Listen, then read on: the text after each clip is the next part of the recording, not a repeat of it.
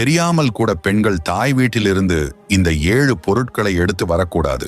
மீறினால் வறுமை வந்துவிடுமா?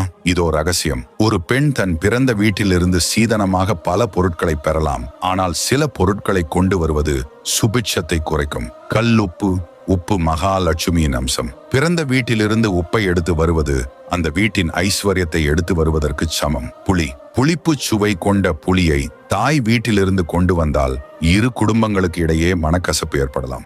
ஊசி மற்றும் கூர்மையான பொருட்கள். கத்தி, ஊசி போன்ற கூர்மையான பொருட்களை தாய் வீட்டிலிருந்து கொண்டு வருவது உறவுகளுக்கு இடையே பிளவை உண்டாக்கும். துடைப்பம்.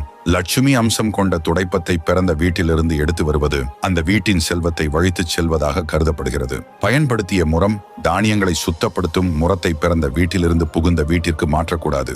எண்ணெய் மற்றும் எள். சனி பகவானுக்குரிய எள் மற்றும் நல்லெண்ணெய் போன்றவற்றை தாய் வீட்டிலிருந்து யாசகமாகவோ அல்லது உரிமையிலோ எடுத்து